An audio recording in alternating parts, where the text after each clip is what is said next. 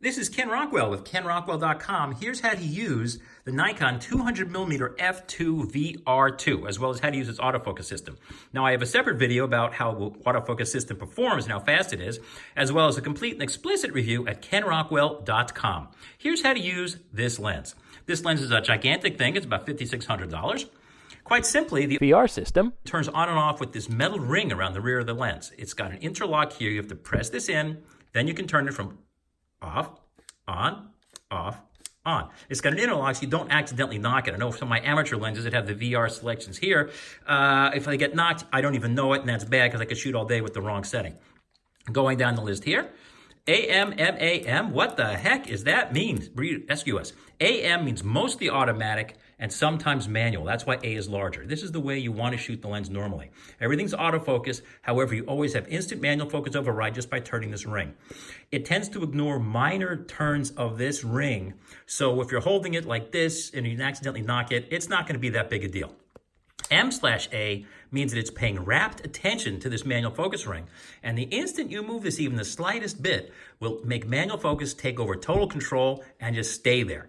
And that's less used. And the M position is simply manual, which really just locks out autofocus. So all it does is nothing except when you turn this. This is a good system. It's mechanical. Everything's mechanically coupled, so it just goes. There's no electronic focus rings like a lot of the mirrorless cameras. This is a focus limiter here, full or infinity to 5 meters. Full lets it focus over the entire range from about 6 feet to infinity. This only lets it focus from infinity to 5 meters in autofocus mode. The reason you would use that, and I never do, is if you have interfering objects that are a little bit closer than 5 meters, and if somehow they're interrupting or disturbing the camera's autofocus so it's accidentally focusing too close. This will lock out its ability to autofocus and be distracted by anything closer. VR, normal and active. VR, normal, leave it there obviously. Active is for when you're shooting out of the back of a helicopter, shooting out the back of a van, back of a motorcycle, if you're shooting sports, and moving things around a lot. It lets it know that things are supposed to move a little bit.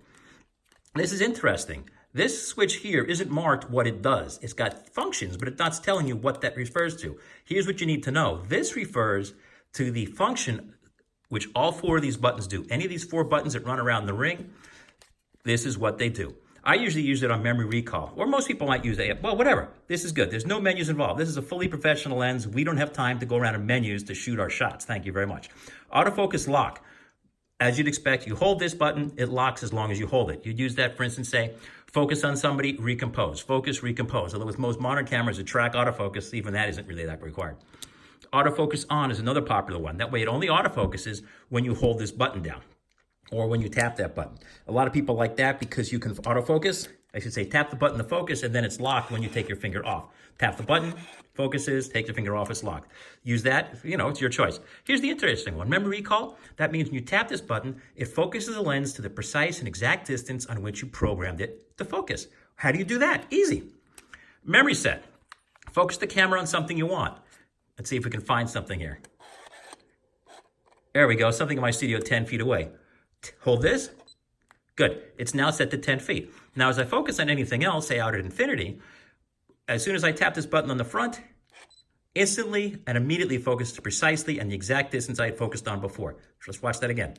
See? Instantly. You don't even have to hold the front button. Just tap it, and it'll go there automatically. You use that, for instance, you can program that to your hummingbird feeder, to home plate, to the lead guitarist, or maybe the drummer, or whatever you're doing, you're shooting a concert. This way you can shoot whatever you want, and the instant you need to go find something, if somebody tries to steal home, you just tap that button and you're there. Although, to be honest, that feature tends to come from older days when lenses took longer to focus. This lens focuses so quickly, it's probably not going to be required. There's no way to put a front filter on. The filters go in the back. They use this nifty little holder here. Turn that, push it in to unlock it, turn it, pull it out, and bingo, it's a standard Nikon 52mm filter. You probably want to stick with Nikon filters or slim filters because if they get too thick, some of the older, cheaper filters like Tippin's basic filters might not fit into this drawer. And that is the Nikon 200mm f2 user's guide video from KenRockwell.com and KenRockwell.tv. And as always, you can see the full review at KenRockwell.com. Thanks for watching.